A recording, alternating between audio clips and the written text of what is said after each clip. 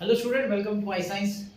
देखिए, आज मैं जो सम लाया हूँ वो 2024 का जेई मेंस का एसी सर्किट्स या एसी करंट के ऊपर है। ये इतना इजी है, थोड़ा सा ट्विस्ट क्वेश्चन को कर दिया और लोग कंफ्यूज हो जाते हैं, लेकिन बहुत ही इजी सम है 4 मार्क का। इसलिए मैंने सोचा कि मैं आपके सामने एक क्वेश्चन लाऊं। एसी सर्किट्स या एसी करंट का एक क्वेश्चन है, चलिए देखते हैं। बहुत ईजी है क्वेश्चन। ये है an alternating current at an instant is given by, मतलब ये इंस्टेंटेनियस करंट है। आपको इंस्टेंटेनियस करंट दिया गया I is equal to 6 plus root 56 sine 100 pi t plus pi by 3। ये पूरा एम्पियर है, इंस्टेंटेनियस करंट। क्वेश्चन पूछा है कि इसका आरएमएस वैल्यू कितना है। अब जनरली हमारे पास जो एसी करंट का जो फॉर्मूला होता है ना, आई इंस्टेंटेनियस का, I is equal to I naught sine omega t plus कुछ भी अल्फा या थीटा हो सकता है, अल्फा व्हाटएवर। बेसिकली ये इंस्टेंटेनियस होता है, ये पीक करंट होता है।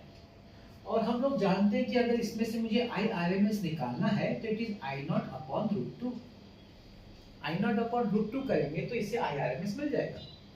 अब यहाँ पे ट्विस्ट क्या कर दिया है ना, ट्विस्ट ये किया है कि देखिए यहाँ तक तो ये इतना पार्ट अगर मेरे पास होता ना इतना सा, तो मैं सीधा कंपेयर करके बोलता भाई रूट 56 मेरा आई नॉट है, उसको रूट 2 से डिवाइड कर दो, वही आरएमएस है। लेकिन उन लोग ने यहाँ पे एक एक्स्ट्रा टर्म दे दिया 6। अब इस 6 को देख के लोग कंफ्यूज हो सकते हैं कि ये 6 का रोल क्या है इस क्वेश्चन में, what is the role played.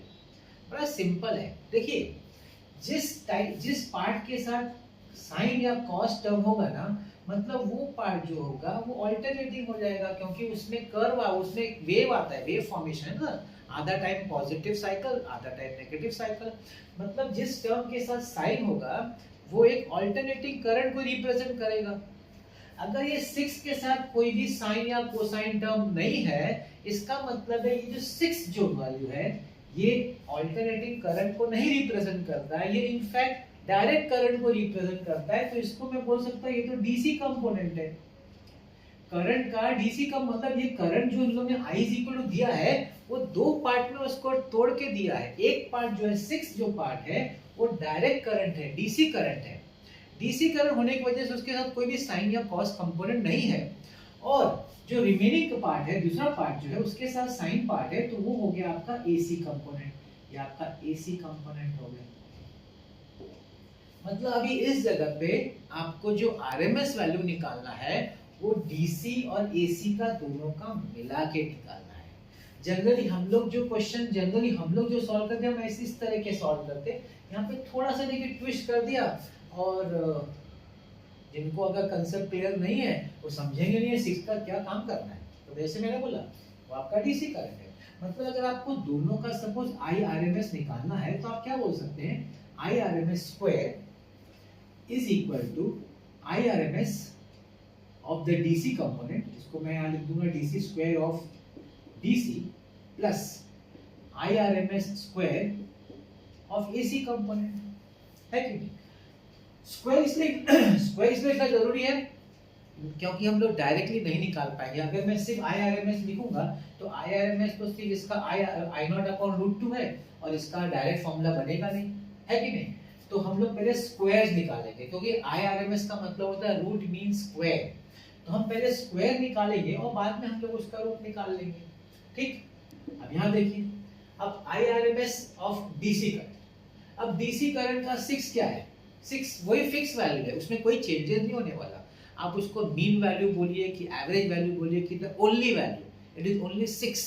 तो जो 6 अपने आप ही आरएमएस वैल्यू है, तो यहाँ पे आप डायरेक्टली लिख सकते हैं 6 स्क्वायर, क्योंकि ये चेंज नहीं होने वाला, ये तो फिक्स वैल्यू है ना। आप उसको आरएमएस बोलो कि पीक बोलो कि एवरेज बोलो कि कुछ भी बोलो, वो 6 ही रहने वाला है। तो ये 6 स्क्वायर हो गया। अब यहाँ पे जो बात होती है, यहाँ पे ये जो 56 root 56 sine 100 pi t plus pi by 3। अब इसको जब आप इसके साथ कंपेयर करेंगे तो आप ये बोल सकते हैं कि भाई इसका ये पीक वैल्यू है, रूट 56 इसका पीक वैल्यू है। अब रूट 56 पीक वैल्यू है, लेकिन मुझे तो IRMS चाहिए। तो IRMS का फॉर्मूला होता है पीक वैल्यू अपॉन रूट 2। तो यहाँ पे आएगा peak value I naught upon root 2 the whole square. That is the relationship for the AC current. AC current का जो कंपोनेंट होगा आपका पीक वैल्यू का, उसका IRMS से ये रिलेशन है। तो यहाँ हो जाता है 6 स्क्वायर प्लस मेरा पीक वैल्यू है रूट 56, तो ये जाएगा root 56 upon root 2 the whole square. This is equal 36 plus, अब इसको आप अगर एक ही रूट में डालेंगे तो ये हो जाएगा root 28 the whole square. 36 plus 28 which is 64। अब ये है आपका IRMS स्क्वायर है, स्क्वायर। तो अगर आपको IRMS चाहिए तो इसका रूट ले लेंगे and the answer is 8 ampere. अब ये क्वेश्चन किस तरह का, इसमें ऑप्शन नहीं है, मतलब ये ब्लैंक वाला क्वेश्चन है, फिल इन द ब्लैंक्स, जहाँ पे आपको ऑप्शन नहीं दिया जाएगा। तो आपको एक डिजिट, सिर्फ डिजिट टाइप करना रहता है। तो यहाँ पे 8 एम्पियर है, एम्पियर ऑलरेडी है, तो जो आप आंसर टाइप करेंगे वो सिर्फ 8 टाइप करेंगे। जैसे आपको 8 टाइप हो गया, आपका 4 मार्क पूरा हो गया। अब आप सोच सकते हैं कि इतना इजी सम लाने की क्या जरूरत है, इजी हो कि डिफिकल्ट हो, आपको 4 मार्क तो मिलने वाला है।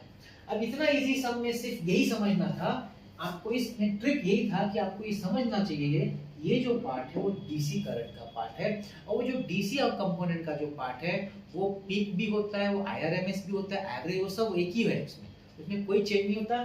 तो डायरेक्ट यहाँ 6 ले लिया, लेकिन यहाँ पे आप रूट 56 जो है वो आपका IRMS नहीं, वो आपका पीक वैल्यू है एज पर ये रिलेशन, इंस्टेंटेनियस करंट का जो रिलेशन है उसके हिसाब से पीक करंट है। उस पीक करंट को पहले IRMS में कन्वर्ट करने के लिए आपको I नॉट बाय रूट 2 का फॉर्मूला यहाँ पे अप्लाई करना है।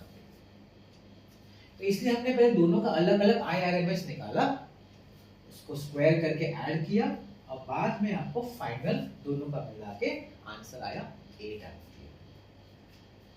तो आई होप ये भी आपको आज का क्वेश्चन इजी लगा होगा। 2024 का ही सम है, 4 मार्क का। तो ऐसे ही आपके इजी सम्स होते रहेंगे। आपको अगर आपका कंसेप्ट क्लियर है तो आपको सम्स इजी ही लगेगा, डिफिकल्ट नहीं लगेगा। अब अभी भी मेरा यही कहना है कि अपने आप को चैलेंज करते रहिए, अपने ब्रेन को चैलेंज करते रहिए। हर बार जब प्रैक्टिस करने बैठिए तो अलग अलग चैप्टर से करिए, और इसका रिजल्ट आपको आपके एग्जाम में देखने को मिलेगा। जब आपका ब्रेन बहुत ही कंफर्टेबल हो जाएगा, पूरा मिक्स टाइप ऑफ क्वेश्चन जब आपके एग्जाम में आएगा आपके सामने, तो आपका ब्रेन उसके लिए तैयार है। तो ऐसे मेरे वीडियो देखते रहिएगा। आज का वीडियो देखने के लिए बहुत बहुत धन्यवाद। Thank you.